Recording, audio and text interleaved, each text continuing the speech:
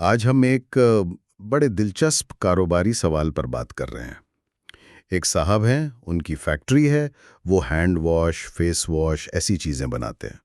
اور وہ چاہتے ہیں کہ شریعت کے مطابق ہی کاروبار چلائیں۔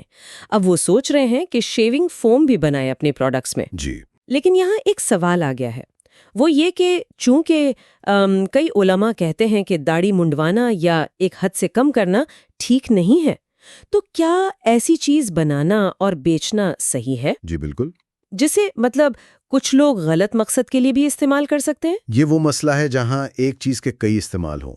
یہ واقعی ایک اہم نقطہ ہے، اور آج کل تو بہت عام ہے۔ بہت سی چیزیں ہیں جن کے آپ کہہ سکتی ہیں جائز استعمال بھی ہیں اور ناجائز بھی۔ تو سوال یہی بنتا ہے کہ شریعت کیا کہتی ہے ایسی چیزوں کے بارے میں، بالکل۔ خاص طور پر کاروباری اخلاقیات کے حوالے سے۔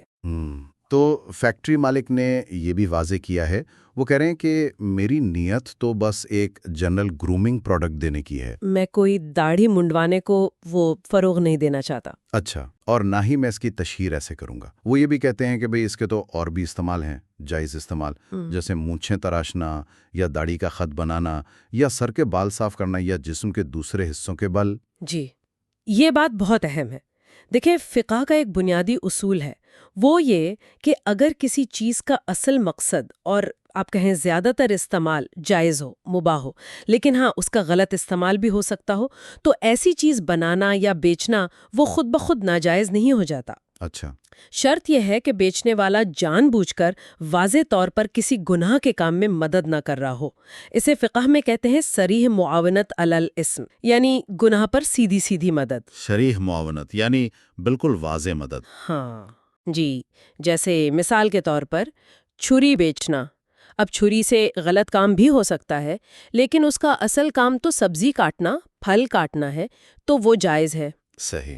تو شیونگ فوم کے معاملے میں چونکہ اس کے جائز استعمال موجود ہیں، مونچھیں، خط بنانا، سر مونڈنا، جسم کے بال صاف کرنا، بالکل۔ اور بیچنے والے کی نیت بھی وہ کہتے ہیں ٹھیک ہے کہ عمومی گرومنگ کی ہے، اور وہ غلط استعمال کی تشہیر بھی نہیں کر رہے۔ جی ہاں۔ تو جب یہ چیزیں ہوں، یعنی جائز استعمال موجود ہوں، نیت بھی ٹھیک ہو، اور غلط استعمال کی طرف کوئی اشارہ یا تشہیر نہ ہو، تو پھر شرعی طور پر اس کی گنجائش نکل آتی ہے۔ اچھا۔ اسلامی فقہ میں وہ اصول ہے نا، اعمال کا دار و مدار نیتوں پر ہے، جی ہاں۔ وہ یہاں بہت اہم ہے۔ تو اس کا مطلب یہ ہوا کہ بھلے کوئی خرید کر اپنی مرضی سے اسے داڑھی منڈوانے میں استعمال کر لے، لیکن چونکہ پروڈکٹ بذات خود جائز استعمال رکھتی ہے اور بنانے والے کی نیت اور مارکیٹنگ ٹھیک ہے، تو یہ گناہ میں براہ راست مدد و صریح معاونت نہیں کہلائے گا۔ جی، اصولاً بات لی ہے، لیکن ایک چیز اور ہے، وہ ہے احتیاط۔ اچھا۔ بہتر یہی ہوتا ہے کہ کمپنی اپنی مارکیٹنگ وغیرہ میں بہت محتاط رہے، مطلب کوئی ایسا تاثر نہ جائے کہ وہ کسی غیر شرعی کام کی حوصلہ افزائی کر رہے ہیں۔ اس سے نا گناہ میں مدد کا جو شک ہوتا ہے، شبہ، اس سے بھی بچا جا سکتا ہے۔ صحیح۔ مقصد یہ ہو کہ پروڈکٹ کو اس کے جائز استعمال کے حوالے سے ہی پیش کریں۔ لیکن کیا یہ نہیں کہا جا سکتا کہ مارکیٹ میں ایسی چیز کا ہونا ہی، چاہے نیت اچھی ہو، کہیں نہ کہیں بالواسطہ طور پر غلط استعمال کو آسان نہیں بناتا؟ یہ لائن کہاں کھینچیں گے کہ کب کوئی چیز مدد بن جاتی ہے؟ یہ بہت باریک بات ہے۔ دیکھیں، شریعت میں نا دو طرح کے سبب ہوتے ہیں۔ ایک سبب قریب، یعنی کسی کام کا بالکل براہ راست سبب بننا، اور ایک سبب بعید، یعنی دور کا سبب، بالواسطہ۔ اچھا، قریب اور بعید۔ جی، عام اصول یہ ہے کہ اگر چیز بنیادی طور پر جائز ہے، بیچنے والے کی نیت ٹھیک ہے، تو وہ صرف اس لیے گناہگار نہیں ہوتا کہ کوئی دوسرا اسے غلط استعمال کر سکتا ہے۔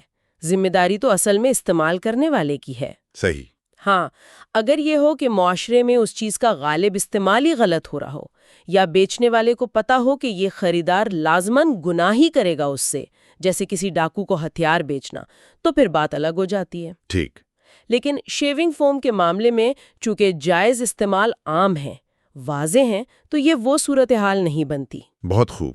تو آج کی اس ساری بات چیت کا خلاصہ یہ نکلتا ہے کہ اسلامی نقطۂ نظر سے ایسی چیزیں جن کے جائز اور ناجائز دونوں استعمال ہو سکتے ہوں، ان کو بنانا اور بیچنا جائز ہے، اگر ان کا بنیادی مقصد حلال ہو، ان کے واضح جائز استعمالات ہوں، بنانے یا بیچنے والے کی نیت ٹھیک ہو، اور وہ کسی گناہ میں سیدھی سیدھی مدد نہ کر رہا ہو۔ جی بالکل، اور تشہیر میں احتیاط بھی ضروری ہے۔ ہاں، تشہیر میں احتیاط۔ سب پر غور کرنے کے لیے ایک بنیاد دیتا ہے۔ بالکل۔ تو آخر میں ایک نقطے پر سوچنے کی دعوت دیتے ہیں کہ کاروبار اور استعمال کرنے والے اس اصول کو آج کل کی جو نئی ٹیکنالوجیز آ رہی ہیں، جیسے سوشل میڈیا ہے یا آرٹیفیشل انٹیلیجنس کے ٹولز ہیں، ان پر کیسے لاگو کریں۔ جی جہاں غلط استعمال کا خطرہ بہت زیادہ ہے اور اکثر اسے کنٹرول کرنا بھی بڑا مشکل ہوتا ہے، اس پر غور کرنا چاہیے۔